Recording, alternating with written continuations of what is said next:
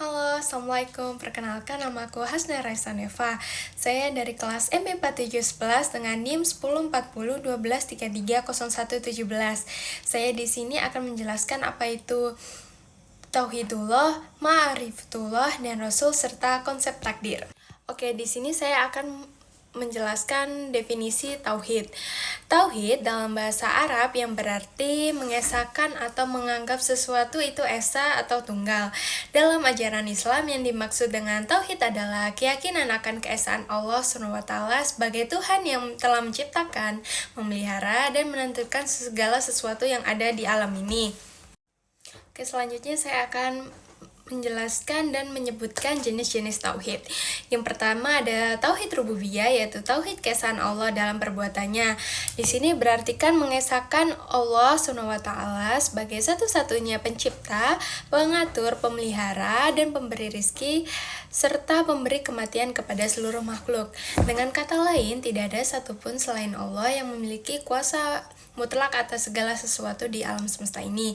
Yang kedua ada tauhid uluhiyah, yaitu tauhid keesaan Allah dalam beribadah. Yang berartikan di sini tuh mengesahkan Allah sebagai satu-satunya yang berhak disembah. Ini berarti segala bentuk ibadah seperti sholat, puasa, zakat, haji, doa, dan lain-lainnya hanya ditunjukkan kepada Allah SWT. Tidak ada patung, nabi, wali, atau makhluk lainnya yang pantas disembah selain Allah SWT. Yang ketiga ada tauhid asma wa sifat, yaitu tauhid keesaan Allah dalam nama dan sifat-sifatnya. Berarti di sini yaitu menerima, meyakini, dan memahami dengan benar nama-nama baik, asmaul husna, dan sifat-sifat Allah SWT sesuai dengan apa yang telah disebutkan dan dijelaskan dalam Al-Quran serta hadis tanpa merubah, menyamakan, atau menafikannya. Oke, selanjutnya saya akan menjelaskan contoh penerapan tauhid. Nah, yang pertama ada penerapan tauhid rububiyah. Contohnya, yang pertama meyakini bahwa Allah adalah satu-satunya pencipta alam semesta dan segala isinya. Nah, ini bisa contohnya tuh kalau kita melihat keindahan alam, seorang muslim akan selalu ingat bahwa Allah adalah pencipta maha kuasa dan maha bijaksana. Nah, yang kedua ada meyakini bahwa Allah adalah satu-satunya pengatur dan pemelihara alam semesta. Jadi, contohnya tuh bisa kayak ketika terhindar dari musibah, seorang muslim akan bersyukur kepada Allah atas perlindungannya.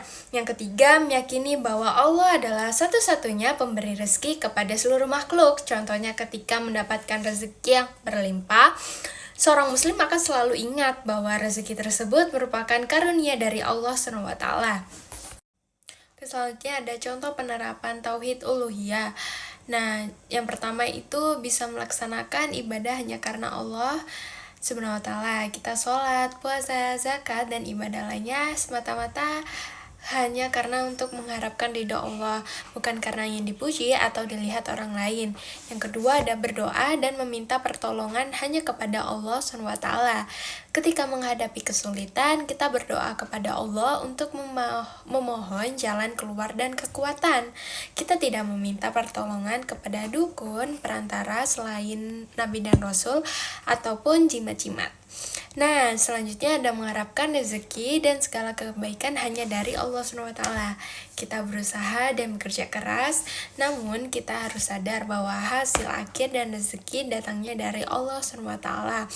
Penerapan tauhid asma wa sifat. Yang pertama tuh mempelajari asmaul husna dan artinya. Kita bisa mempelajarinya dari Al-Quran, hadis, atau buku-buku keagamaan. Yang kedua, bisa memahami sifat-sifat Allah dan bagaimana sifat tersebut tercermin dalam ciptaannya. Nah, jadi kita menyadari bahwa Allah SWT memiliki sifat-sifat yang sempurna dan tidak ada satupun makhluk yang dapat menyamainya. Yang ketiga, bisa berusaha meneladani sifat-sifat Allah dalam tingkah laku dan perbuatan. Selanjutnya saya akan menjelaskan makna mengenal Allah SWT sebagai Kholik. Nah, mengenal Allah SWT sebagai Kholik atau bisa disebut dengan Maha Pencipta memiliki makna yang sangat mendalam bagi kehidupan seorang muslim. Berikut ini saya akan menjelaskan beberapa makna mengenal Allah sebagai Kholik. Yang pertama, menumbuhkan rasa syukur dan kekaguman memahami bahwa Allah SWT adalah satu-satunya pencipta alam semesta beserta segala isinya. Jadi kita dengan menumbuhkan rasa syukur yang mendalam atas segala nikmat yang kita terima dapat mendorong kita untuk semakin dekat dengan Allah dan mendedikasikan hidup kita untuk beribadah kepadanya. Yang kedua ada memperkuat keyakinan.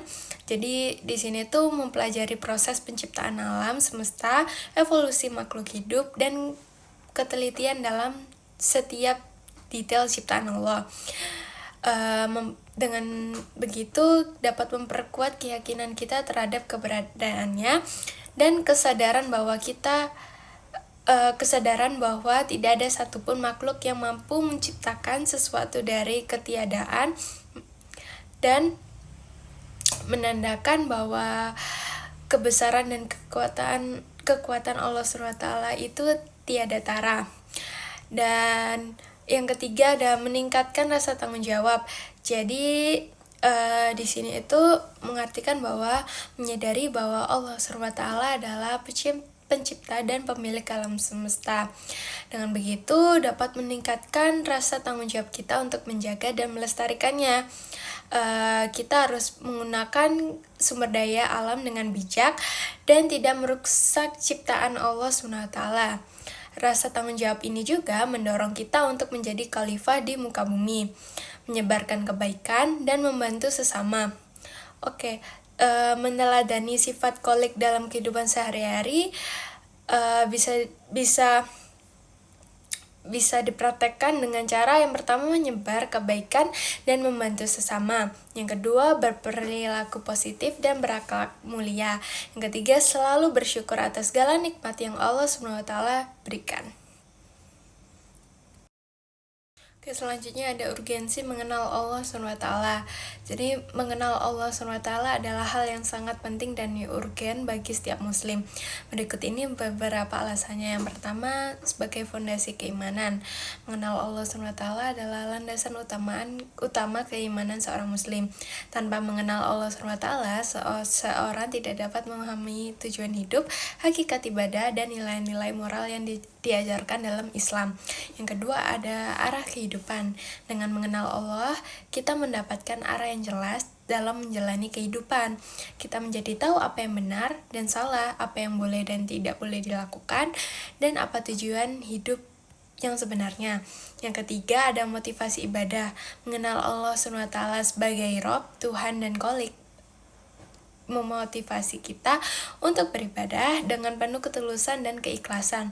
Kita ingin mendapatkan ridho Allah SWT dan pahala darinya. Yang keempat, landasan moral. Dengan cara mengenal Asmaul Husna, nama-nama indah Allah SWT dan sifat-sifat Allah, menjadikan landasan moral yang kuat bagi seorang muslim. Kita dapat meneladani sifat-sifat Allah dalam kehidupan sehari-hari dan berusaha untuk menjadi pribadi yang lebih baik. Nah, kemudian makna dan mengenal Rasul. Selanjutnya makna dan mengenal Rasul. Rasul adalah orang yang mendapatkan wahyu dari Allah dan tidak hanya untuk dirinya tetapi juga untuk disampaikan kepada umatnya. Oleh karena itu, kita sebagai umat muslim hendaknya mengenal serta meneladani sifat-sifat yang dimiliki oleh Rasul. Nah, berikut ini beberapa makna mengenal Rasulullah. Yang pertama, mengenal Rasulullah berarti memahami bahwa beliau adalah manusia, pilihan yang diutus oleh Allah untuk menyampaikan wahyu dan risalah Islam. Yang kedua, sebagai teladan sempurna. Rasulullah adalah contoh manusia paripurna dalam hal ibadah, akhlak, muamalah, atau bisa disebut dengan hubungan sosial dan kehidupan sehari-hari. Yang ketiga, ada sumber ajaran Islam. Mengenal Rasulullah berarti memahami sunnah beliau, yaitu segala perkataan, perbuatan, dan ketetapan beliau yang menjadi sumber ajaran Islam selain Al-Quran. Ada pentingnya mengenal Rasulullah. Yang pertama, mengerti Islam secara sempurna. Islam tidak hanya sekedar tentang rukun iman dan rukun Islam. Mengenal Rasulullah membantu kita untuk memahami ajaran Islam secara menyeluruh, termasuk implementasinya dalam kehidupan sehari-hari. Dan yang kedua, memperkuat iman. Dengan meneladani akhlak dan perjuangan Rasulullah, iman kita kepada Allah akan semakin kuat. Nah, yang ketiga ada mendapatkan syafaat di akhirat, yaitu harapan setiap muslim adalah mendapatkan syafaat pertolongan dari Rasulullah di hari akhir. Ini bisa diraih dengan cara mencintai dan mengikuti ajaran beliau. Nah, yang keempat ada menumbuhkan rasa cinta. Mengenal perjuangan dan keteladanan Rasulullah akan menumbuhkan rasa cinta dan hormat yang mendalam di hati kita. Selanjutnya saya akan menjelaskan fungsi, kedudukan, dan tugas Rasul serta sifat-sifat Rasul. Nah, fungsi Rasulullah berperan sebagai utusan yang mempersatukan umat manusia yang terpecah belah dan bertikai, sekaligus menjadi penerang jalan kebenaran, membimbing mereka dari kegelapan jahiliyah menuju cahaya Islam. Selain itu, Rasul memiliki tugas yaitu menyampaikan wahyu Allah kepada umat manusia. Nah, selanjutnya ada kedudukan Rasul. Kedudukannya Rasulullah adalah sebagai pemimpin umat Islam di seluruh dunia. Selain itu, Rasulullah adalah utusan terbaik Allah. Beliau memiliki sifat-sifat terpuji yang menjadikannya teladan bagi seluruh umat manusia. Selanjutnya ada tugas Rasul. Rasul mengemban tugas yang sangat mulia untuk mengajarkan ajaran Islam kepada umat manusia, baik melalui lisan maupun perbuatan. Beliau juga berperan untuk menyempurnakan akhlak umat Islam dan memimpin mereka dalam berbagai aspek kehidupan, baik dalam ibadah, politik, maupun sosial. Selanjutnya ada sifat-sifat Rasul. Rasulullah memiliki sifat-sifat terpuji yang menjadikannya teladan bagi umat manusia. Berikut ini beberapa sifat Rasulullah. Yang pertama ada sidik, berarti jujur. Yang kedua, yang amanah artinya dapat dipercaya. Yang ketiga ada fatona, berarti orang yang pandai atau cerdas. Dan yang terakhir 4 yaitu tablik, artinya orang yang menyampaikan. Oke, selanjutnya saya akan menjelaskan makna takdir, jenis-jenis takdir, dan hikmah memahami takdir. Yang pertama, makna takdir. Takdir dalam Islam merupakan konsep yang kompleks dan kaya makna. Secara harfiah, takdir berarti ketetapan atau ukuran. Dalam konteks Islam, takdir merujuk pada pengetahuan Allah yang sempurna tentang segala sesuatu yang terjadi dan akan terjadi di alam semesta.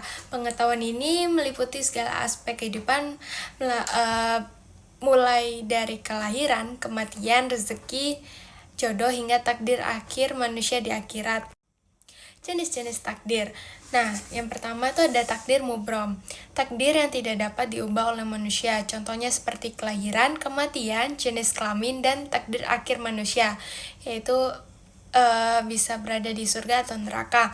Yang kedua ada takdir mualak, yaitu takdir yang bisa berubah tergantung pada usaha dan ikhtiar manusia. Contohnya tingkat kekayaan, kesehatan, dan kesuksesan seseorang dapat dipengaruhi oleh usahanya. Selanjutnya ada hikmah memahami takdir. Nah, yang pertama itu bisa meningkatkan iman. Jadi memahami takdir mubrom dapat memperkuat keyakinan kita terhadap kekuasaan Allah SWT yang mengatur segala sesuatu. Nah, yang kedua, menumbuhkan sikap tenang dan terima kasih.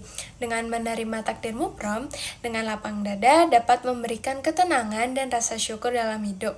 Yang ketiga, meningkatkan ikhtiar. Memahami takdir mualak mendorong kita untuk terus berusaha dan berikhtiar kepada usaha tersebut yang dapat berpengaruh pada hasil akhir. Sekian penjelasan dari saya atas